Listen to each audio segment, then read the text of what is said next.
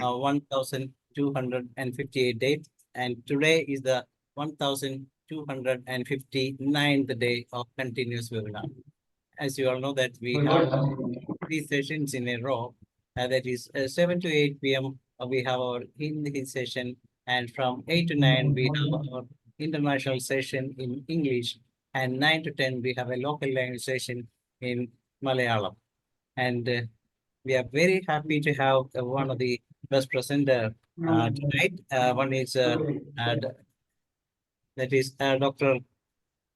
ASHA B. VARGHESE, and she is an eminent physician working in Bangalore now. She is the daughter of our beloved Dr. Rema Devi Ambadi.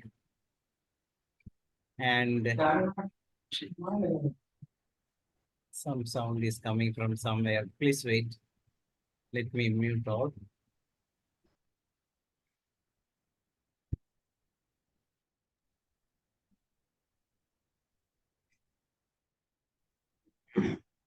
Okay. I have muted. Dr. ASHA B. VARGHESE is working as the chief physician at Ambadi Homeo Clinic, Paradise Road, A Block, AECBS layout, Kandanhalli, Bangalore 37. She is presently the president of Indian Homeopathic Medical Association, Bangalore chapter, and she has 25 years of experience in homeopathy. And last time she had presented one of the best presentation about female complaint, and particularly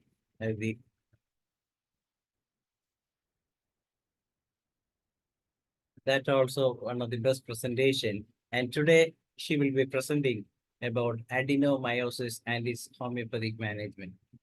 So I think there is not much introduction is needed. Let us, she has a lot of things to say about these things. She has a lot of experience, and we can definitely study more things from her. Let us welcome Dr. ASHA B. VARGHESE for this session. Welcome, Doctor. Thank you, sir. Am I audible, sir? Yes, yes. You can. Yes, so seeking the blessing. Yes, sir. Seeking the blessings of Dr. Hanneman, my mother, Dr. Rema Devi Ambadi, and all the seniors of this organization. I would like to start with adenomyosis. I'll share the screen, sir. Yes, yes. Is it visible, sir? Yes, yes. Okay. So we'll start with adenomyosis. Adenomyosis is a medical condition where the inner lining of the uterus, that is the endometrium, it breaks through the muscle wall of the uterus or the myometrium. This results in the abnormal growth of the tissue in the uterus, leading to enlargement and thickening of the organ.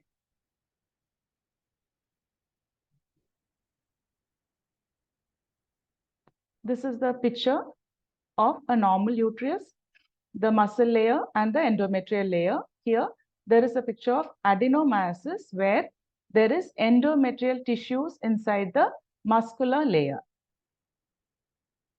or the myometrium.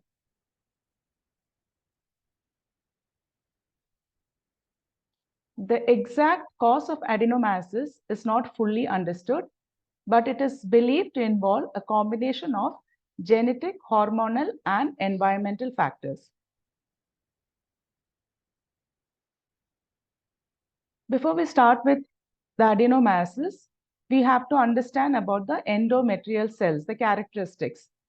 So the endometrial cells are closely associated with blood vessels, as the endometrial tissue is highly vascularized. So this shows a psoric miasm of the disease. Second one is the endometrial cells possess a remarkable regenerative capacity, showing a psychotic tendency, which is predominant in adenomyosis. Endometrial cells can undergo pathological changes, leading to conditions like endometriosis, adenomyosis, which is our topic today, endometrial hyperplasia, and even leading to endometrial cancer. These abnormalities may result from disruption either in the hormonal balance, genetic factors, or other underlying causes. My pace is fine, sir?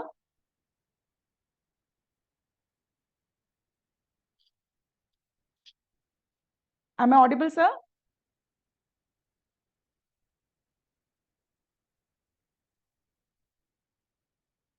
Yes. Okay, sir. So my pace is correct? Not too fast, I believe? No. Okay. Okay, ma'am. Symptoms of adenomyosis may vary, and it includes heavy or prolonged menstrual bleeding, severe menstrual cramps, dysmenorrhea, pelvic pain, particularly during menses, and painful intercourse, dyspareunia, bloating or tenderness in the lower abdomen. So these are the symptoms of adenomyosis. There'll be heavy bleeding, there'll be cramps, pain, generally in the pelvic region, dyspareunia or painful intercourse, and bloating. Adenomyosis can be challenging to diagnose because its symptoms overlap with other conditions like endometriosis and fibroids. Diagnosis involves a combination of medical history, pelvic examination, imaging studies such as ultrasonography or magnetic resonance imaging or MRI, and sometimes a biopsy of the uterine tissue is suggested if you are suspecting any kind of cancerous growth or cancer involvement.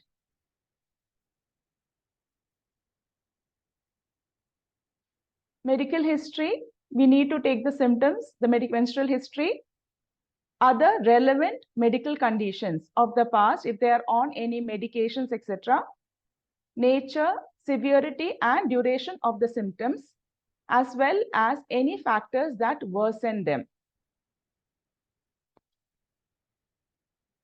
Physical examination. A pelvic examination may be performed to assess the size, shape, and consistency of the uterus. PV is very important, or at least palpating the abdomen, making the patient lying down on the table and examining them is very important, because most of the cases we have enlarged uterus. Adenomyosis may cause the uterus to become enlarged and there will be tenderness.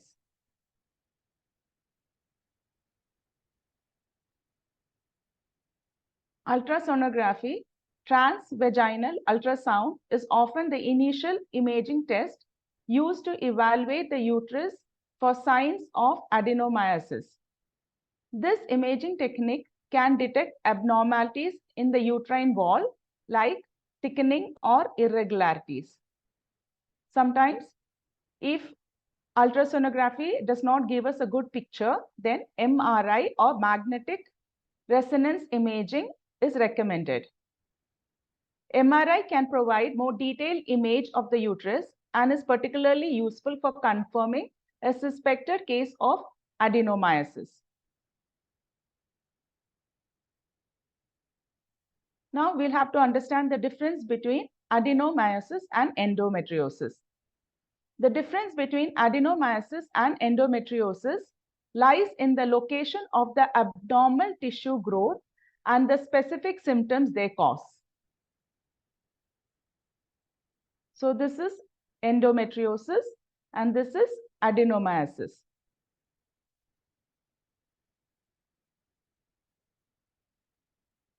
I'll go to the next slide where it will be explained in detail. In adenomyosis, the abnormal growth of the endometrial tissue occurs within the muscle. So you can see that there are endometrial tissues which are happening or which are growing inside the myometrium or the muscular layer. The endometrial tissue breaks through the lining of the uterus and implants itself into the muscle layer, causing enlargement and thickening of the uterus.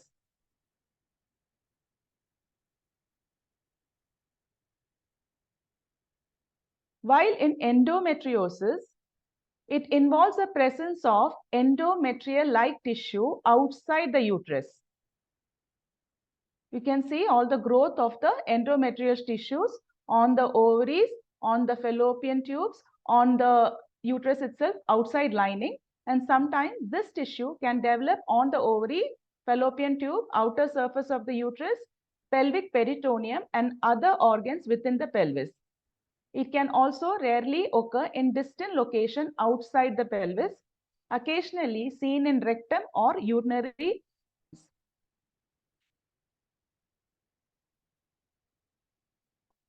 Symptoms.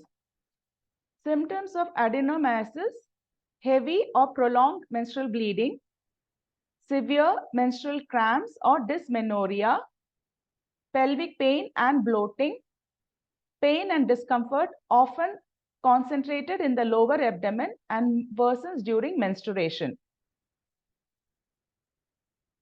In endometriosis, there will be pelvic pain, painful menses, pain during intercourse, dyspareunia, infertility. So endometriosis can also lead to infertility. That's a very common cause of infertility amongst people in their 20s and 30s. The gastrointestinal symptoms like constipation and diarrhea. Endometriosis related pain may not always be confined to the menstrual period, but can occur at any time during the menstrual cycle.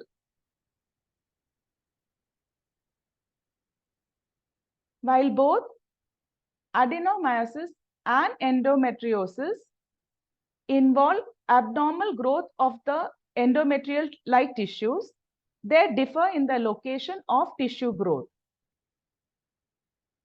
The specific symptoms they cause: adenomyosis primarily affects the uterus and can cause heavy bleeding, pelvic pain, occasionally clots. Whereas endometriosis involves the presence of tissues outside the uterus and may lead to a broader range of symptoms, including pelvic pain and sometimes infertility. Occurrence: the age group. Adenomyosis is most commonly diagnosed in women between 30s and 40s, particularly those who have had children. I'll have to explain this further. If suppose that person has had a C-section or a cesarean section, there will be a growth of the endometrial tissue, which is lining the uterus, into the myometrial tissue because of the incision or the cut. While endometriosis typically manifests during the reproductive years, it is diagnosed in women in their 20s and 30s.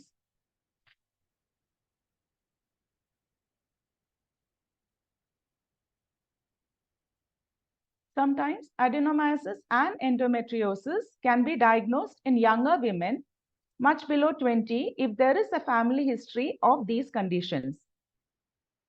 Additionally, adenomyosis may persist after menopause in some cases, though symptoms often improve, it's self-limiting as estrogen level decreases.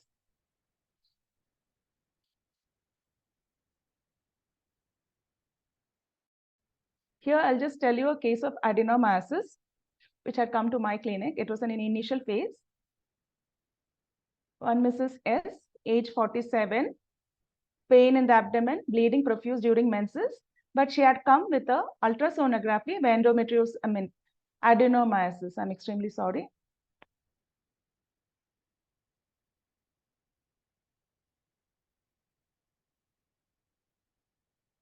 Adenomyosis was diagnosed, there's a printing mistake, through ultrasonography. On examination, there was tenderness, HPV warts on the genitals, thermals was chilly, thirst was normal, appetite normal, bowels normal, occasional constipation. Patient was advised hysterectomy since she was 47, and they said, if you want, you can remove the uterus. Since she declined it, they suggested Mirena loop. So what is Mirena loop? It is a medicated copper T which releases progestin, which suppresses ovulation. So that is used for avoiding pregnancy, etc. So this is the first ultrasonography the patient had come with. Is it visible? But the light. Yes, it's slightly light. Yes. Here, the patient had come on. 1 second. I'll just try to enlarge it. Repertory chart is very clear. Yes, sir. Repertory chart is very clear. Yes, sir. Yes, sir. So I'll just try to, because I had taken photograph right today, the duration was very less for me, like, So I took the case sheet is there with me, ultrasonography report. So this patient had come on 16 to 2022. Is it visible, sir? Yes, now it is visible. Yes, yes. So I'll just show you the diagnosis which was given. Okay, 1 second.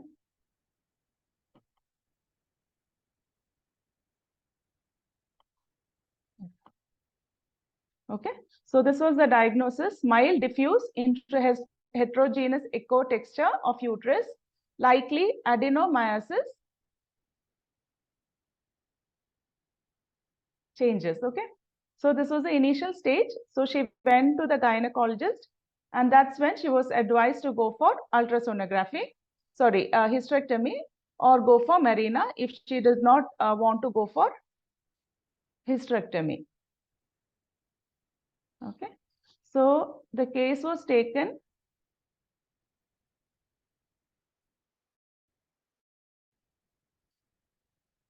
So she had pain in the abdomen, skin warts, menses was profuse, and the repertory was sepia, pulsatilla, thuja, calcarea carb, belladonna, nitric acid, axomica. These were the first few medicines which came.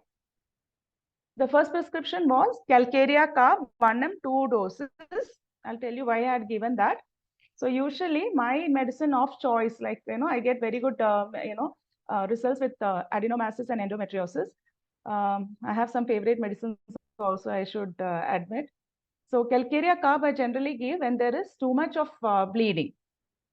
Antipsychotic medicines is what I give as constitutional.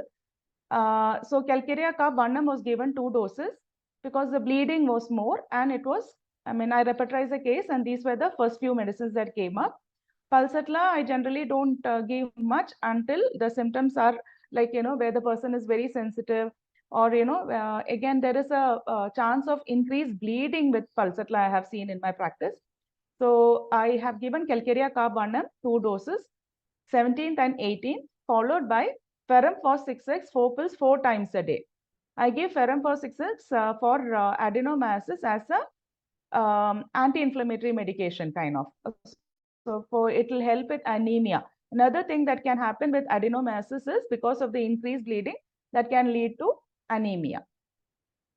And Sabina 30, oh, again there's this printing mistake, 4 pills BD 3 days.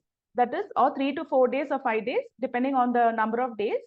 SOS during menses to reduce bleeding. This next follow-up was on 1/3/2022. The patient had dysmenorrhea, but better, bleeding was better. Again, FP6S and Sabina 30, BD SOS.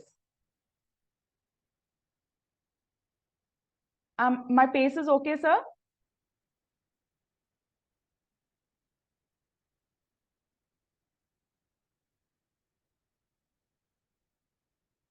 On 16/3/2022, menses was too scanty.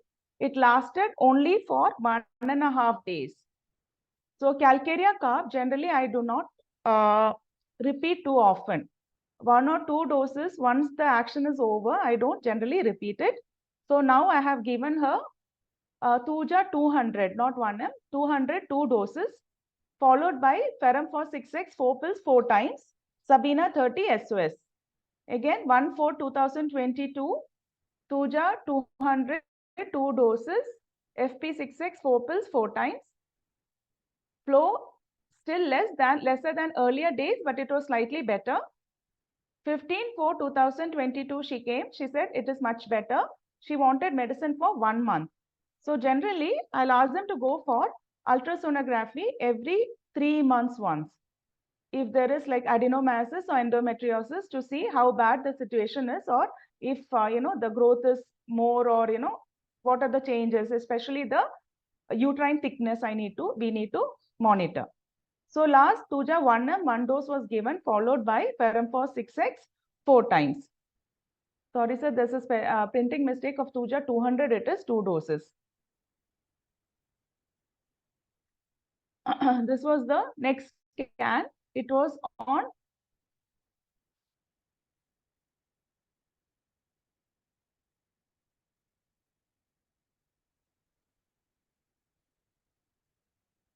It was on 14/5/2022. And now there was no endometrial thickening, or there was no adenomyosis. Only a small right ovarian cyst was seen.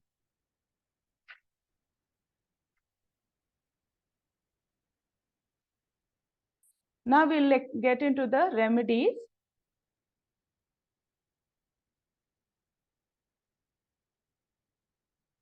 So is it clear, sir?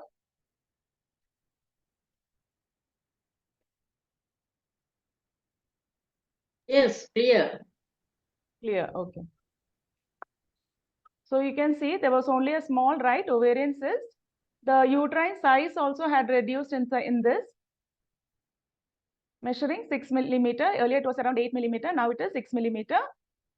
And the date is 14/5/2022. This was one of the best cases in which the result was pretty fast, I should say.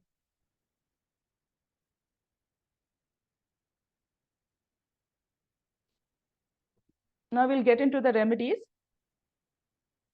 One of the best remedies for adenomyosis: fair, fat, flabby, but they're not too strong. Menses, too profuse, too long. Feet is cold, respiration is profuse. Least mental excitement or physical exertion increases the flow. Other remedies are sulfur, tuberculum, etc.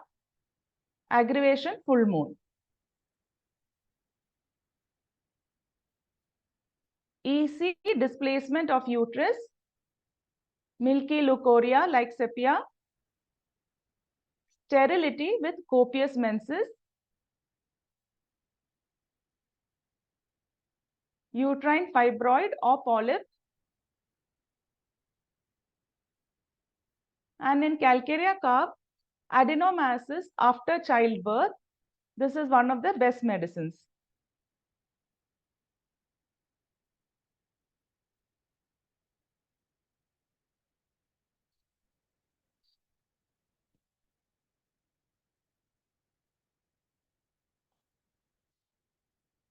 I'll keep the slide on for 2 minutes because many of them take notes.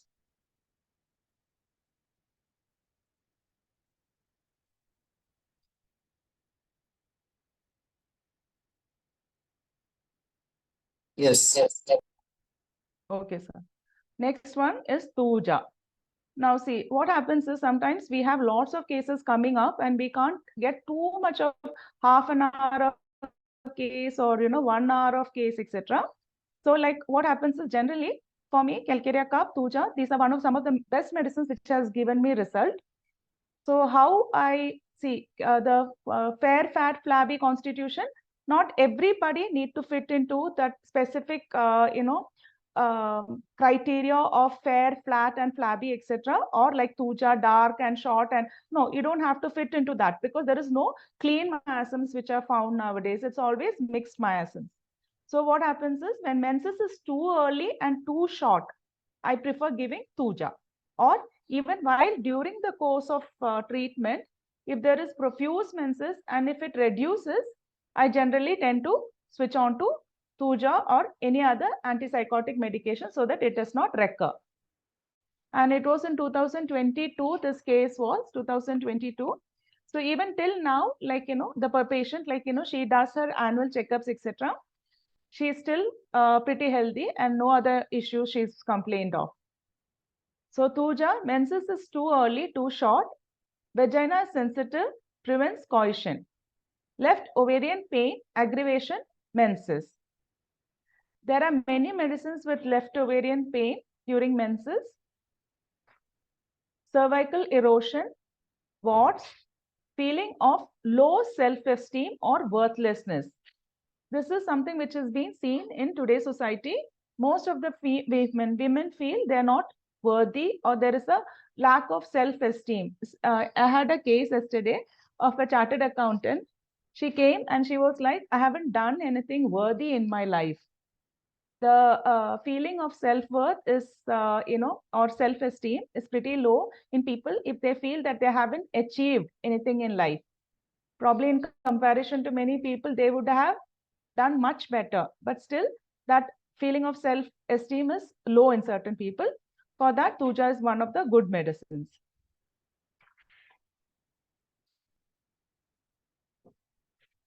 Next is Sabina.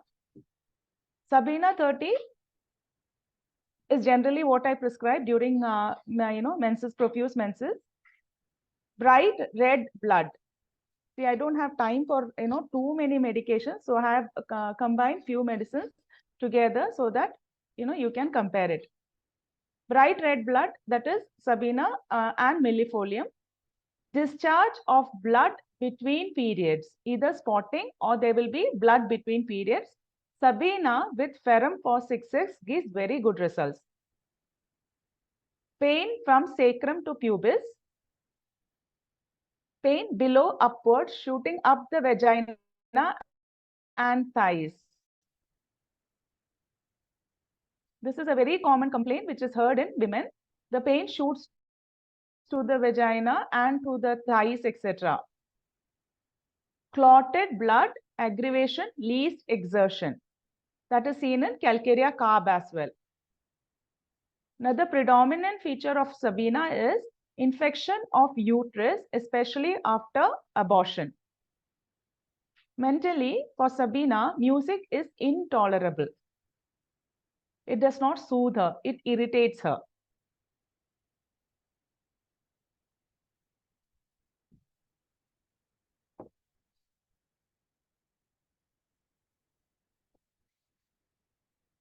Going to the next slide. Fraxinus americana. Generally, I prefer Fraxinus americana in lower potency, sometimes even tincture. It's a uterine tonic. Uterine fibroids of all kinds. Pain in the uterus extends to the thigh, like Sabina. Dysmenorrhea, profuse menses, and leukorrhea also sometimes is profuse. Left ovary is sensitive, just like Sabina. Mental restlessness. These people, they need to talk. They feel very restless and they love to talk. And once they talk, they feel less restless.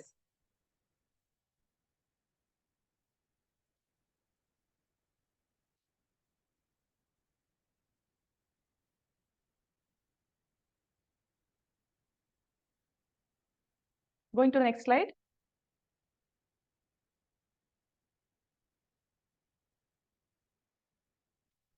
Collapsi bursa. Metrorrhagia. Violent uterine colic. Alternate periods are profuse. The first period will be all right. Second period becomes bad. Again, the next period is all right. After that, the next period is bad. So it keeps on alternating. Uterine fibroids. The Collapsi bursa is also very good for uterine fibroids. Cramping pains like cuprum metallicum.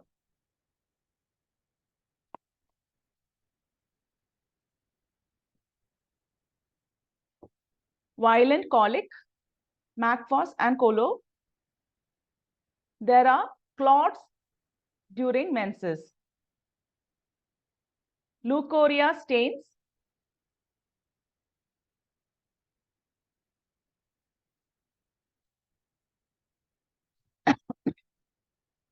Another medicine generally seen for leukorrhea stains is creosotum.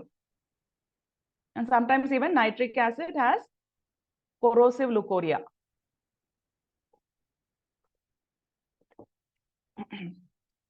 Scarcely recovers from one menses, the next period starts.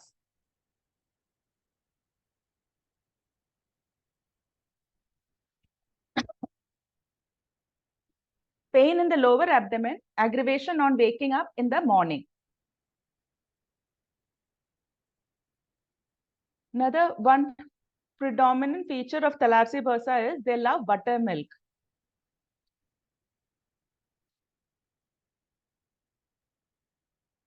And they want to move around.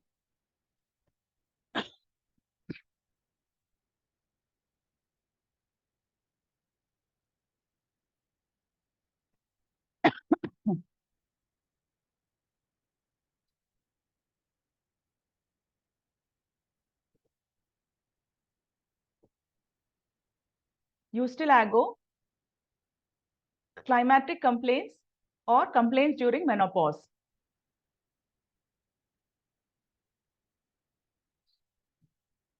Menorrhagia or increased prolonged bleeding at climax. So excuse me for a moment, sir.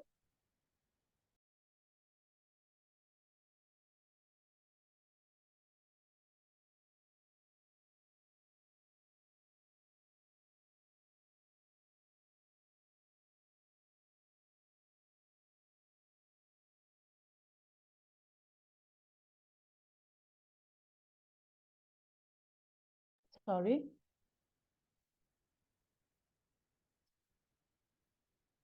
Menorrhagia, increased or prolonged bleeding at climax. Dark clotted stringy blood. Hypertrophy of uterus. Cervix bleeds easily. Bright red blood.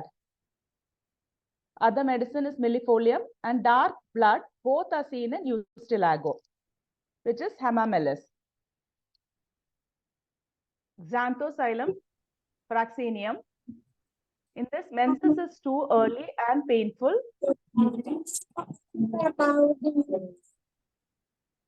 Yes.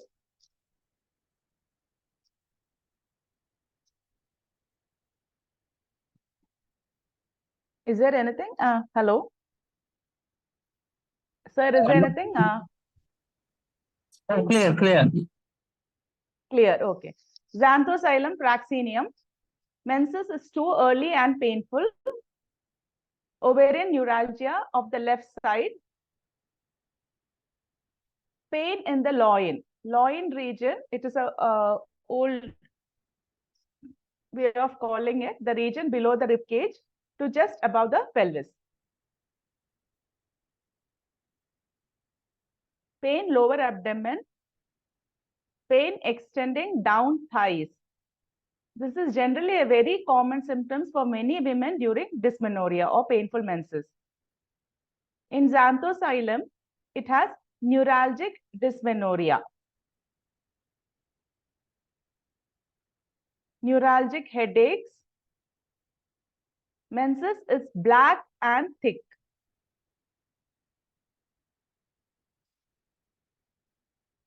Generally, the people have a thin constitution and they are very nervous individuals.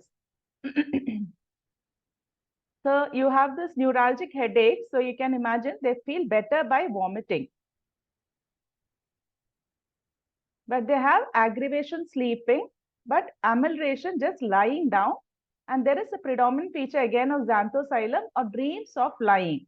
See, it's not that everybody gets dreams of lying, but this is a marked feature of xanthosylum.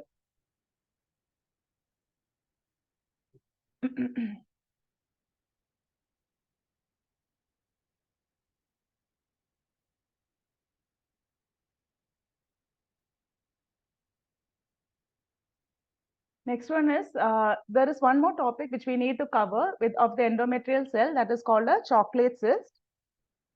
A chocolate cyst is also an endometrioma. It's a type of cyst that forms in the ovaries. It's made of the same cells.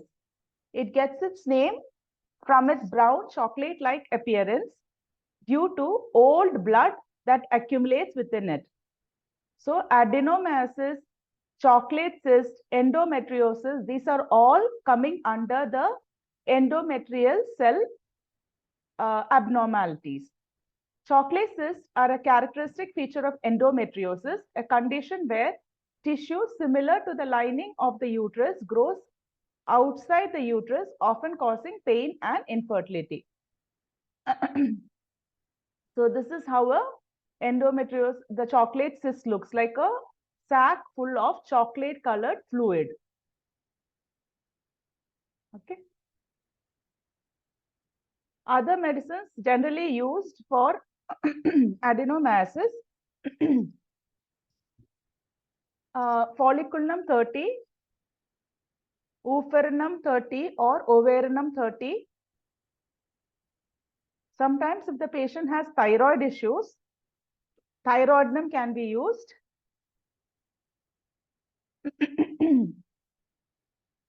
Cicalicor is used generally for dark blood. Belladonna. Medorinum is used generally as constitutional medicine. Pyrogen if there is PID or any other infections.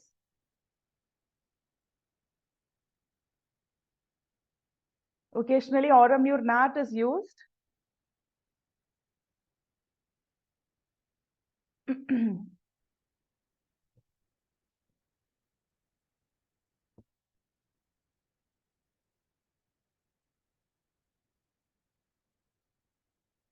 That's all, sir. Thank you.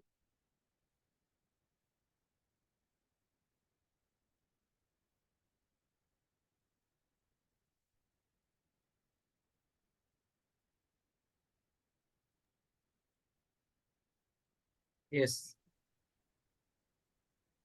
It's really a very good session once again. Thank you, sir. Please wait. Okay.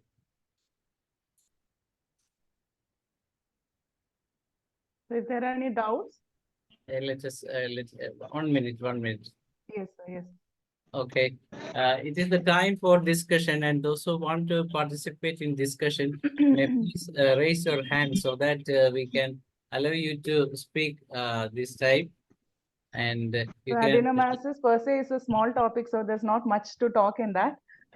So I could only include one case, but the rest of the cases, I thought it will make it too prolonged. Whether it is a number of days, that doesn't matter much. What matters is the content. You have really beautifully narrated how these things develop and what are the medicines suitable for the same, and how a homeopathic doctor can manage it. Now I invite Dr. Remadevi Ambadi to say something about the presentation first, and then we can go directly for discussion. Ambadi madam, please come. What to tell? Yes. Yes, nicely narrated.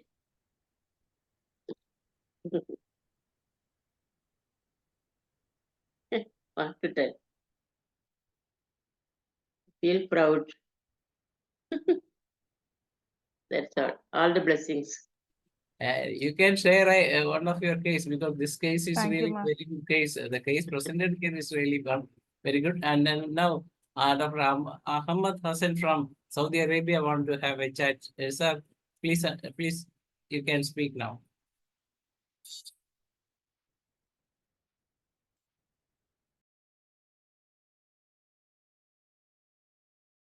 Please speak. You are muted, sir. Oh, there is some network problem, I think. Rampari, sir, please come out. Thank you, Dr. Asha, V Madam. Very Thank nice you, sir. presentation. Very nice Thank you. presentation. Excellent session. Thank you, sir. Female Thank you. आप लोगों के लिए thank you, sir. adenomyosis, adenomyosis disease or very deals homeopathic medicine, female remedy. Very nice. One is presentation in case Savina Thuja. Thuja, a role of miasmatic.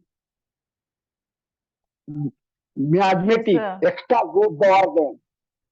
Thuja is the best medicine. Adenomyosis and cyst, ovarian cyst, best medicine. Curative way of treatment without miasmatic remedy, not curative way of treatment. There are two types of symptom, subjective symptom and objective symptom. Objective symptom is called disease symptom, is called sign symptom. So curative way of treatment according to role of miasmatic, Thuja, Syphilinum, Thorinum, king of antisoric remedy, sulfur, queen of antisoric remedy, Thorinum, king of antipsychotic remedy, Thuja, the queen of antipsychotic remedy, Medorinum, king of antisyphilitic remedy, Merxol, the queen of antisyphilitic remedy, Syphilinum. Very nice. Thank you. Thank you. Very nice presentation. Okay. And Sure. now it is Thank after Muhammad Saidan from Turkey. Jordan. Yes, sir. Am I audible, please? Yes. Ma'am? Audible? Yes, sir. You're audible, sir. You're clearly audible, sir. Thank you, ma'am. I'm trying to shed light on the root cause of adenomyosis and endometriosis. The question is, more than one question. Was those patients subjected to psycho or physical stresses prolonged in their lifetime? At least يعني, to say years, something like that. Yes. And the other question is, you have mentioned bloating, or you have mentioned constipation and diarrhea, and occasional constipation on some of your patients. The question is, So, does this symptoms come preceding to the adenomyosis, or it is accompanied with? If it is preceding, we can imagine that the constipation as the GI disturbances is the root cause of adenomyosis and endometriosis. Have you ever think about that? yes, sir. Generally, what happens is I generally take a holistic approach to a disease. So I ask them, the questions would go on, and I ask them to change their lifestyle. That is a good diet, lots of fiber into their diet, and also ensure that they have their regular exercises, because it's a psychotic tendency, and there will be fat accumulation, and there will be an error in their, daily, that is the error in their diet, etc. So I ensure that I always tell these people to have lots of fiber into their diet, do exercises, reduce weight, etc., sir, because psychotic tendency, everything falls under those category. Thank you, ma'am. Pleasure, sir.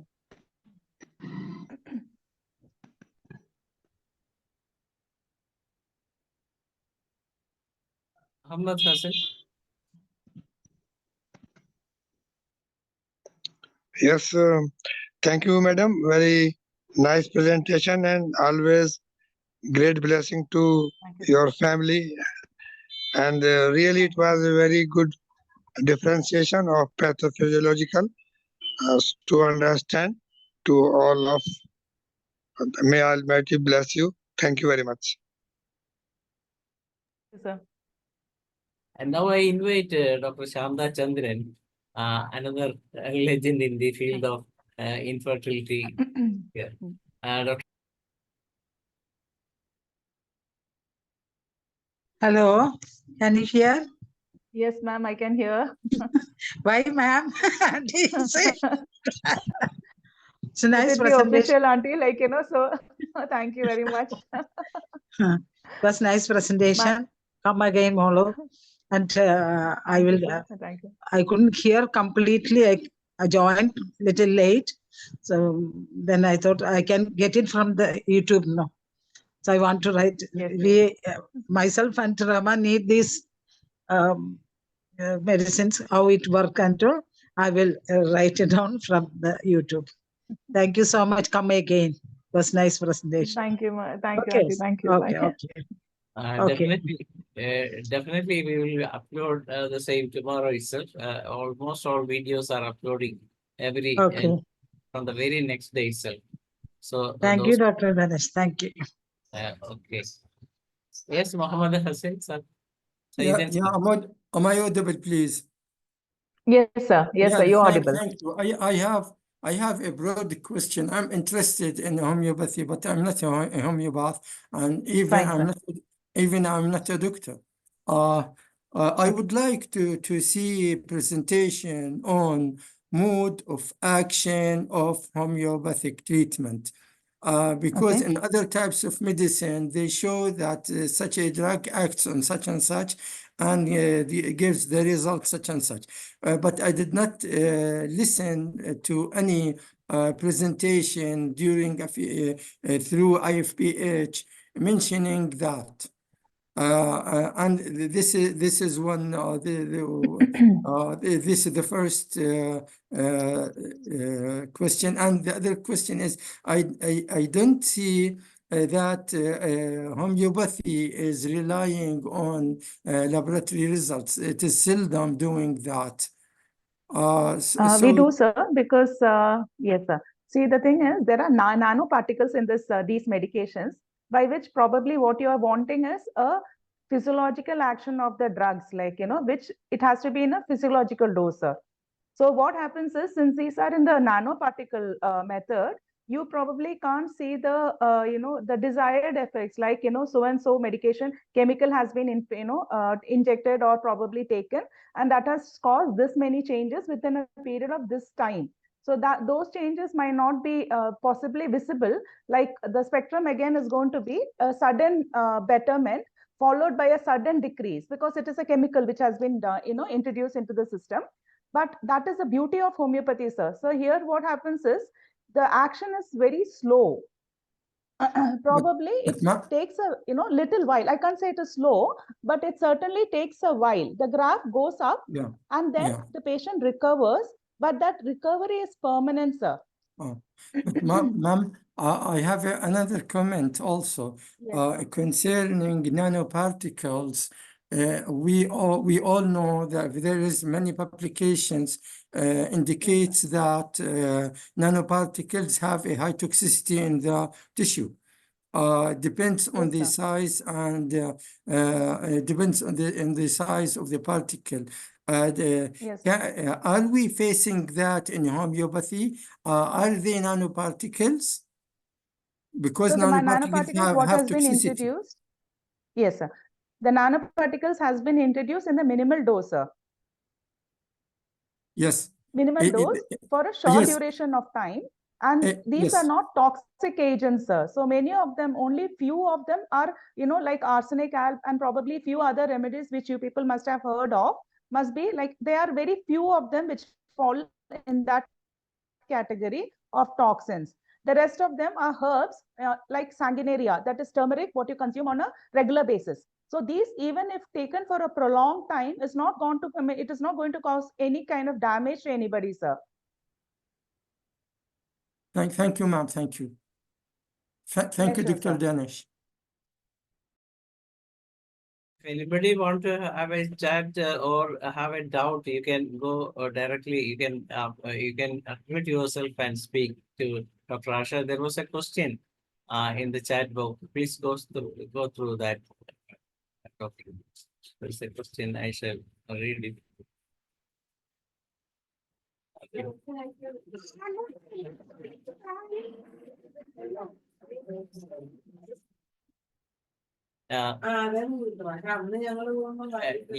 shall 39-year-old yes. patient with endometriosis, menses up to 13 days. Patient is chilly and aversion to Chili, sweet. aversion to sweets. What could be given to get menses regular? Yes, sir. See, like as I said, if like menses for up to 13 days, see, as I said, like, antipsychotic medications like calcarea, etc., works over here wonderfully. But calcarea cup should not be repeated too frequently. So just like black tar, the moment you get the result, you stop it. Like you just give a single dose, wait a little while, and then follow it up with Sabina, Thalapsy bursa. If she's like, 39-year-old, you can even try Ustilago also. And other symptoms are also necessary. Like if she has dysmenorrhea, constipation, any other irregularities, all those more details are needed. This is like very less detail, I should say. Color of the blood is necessary, whether it is clotted, whether it is black, bright red blood. Little more details are necessary, sir, for us. If the person want Yes, to calcarea. if the person who has raised the question, you have any more doubt, please raise your hand. Yes, and calcarea and cup, Thalapsy and Sabina has already been given. You can try the dark blood. Is it dark blood? Then you can go for hamamelis, try that. Or you can try millifolium if it is bright red blood. And as I said, ferrum for 6x given regularly, it helps quite a lot with endometriosis and adenomyosis also. already the number of Dr. Asha Varghese is given in the flyer yesterday itself. So, and those who Yes, have sir. want more knowledge about the same, or if you have to clear the doubt more, you can directly contact Dr. Asha Varghese through the WhatsApp number. The number given is the WhatsApp number. This is what I have to say.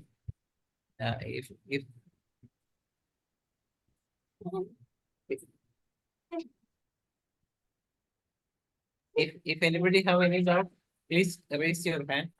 So here it is dark clotted after menses, chocolate colored. You can always write hamamelis, you can try 30.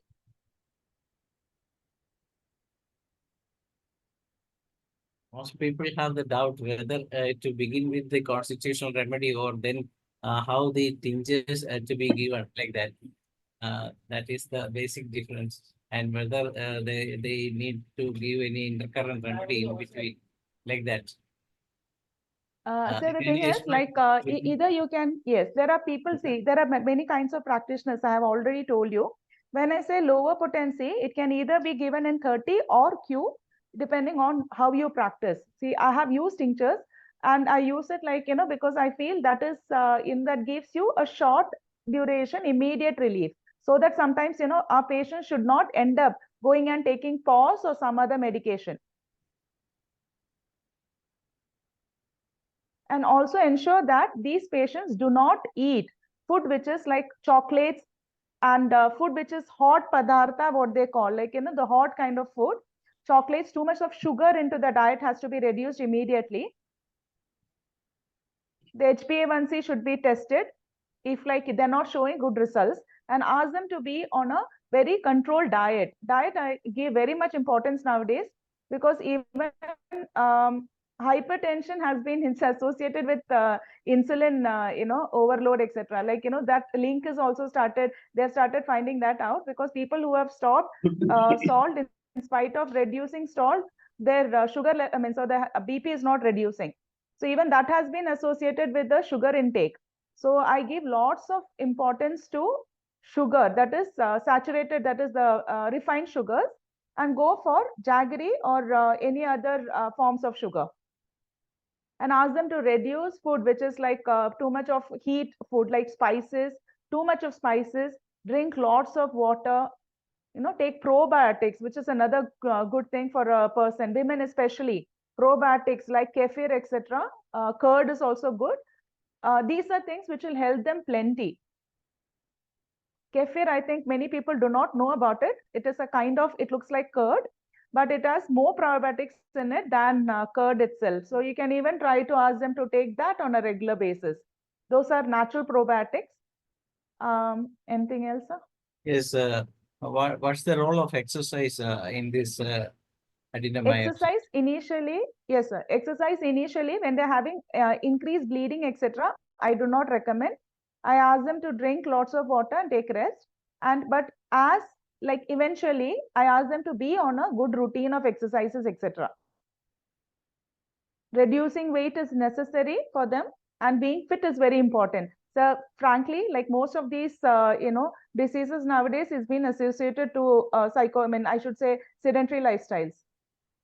Yes, what kind of fruits are you advised to this kind of patients? See, the thing is, sir, I ask them to eat every fruit, even because the natural fructose, the sugars will not harm as much as the refined sugars harm them.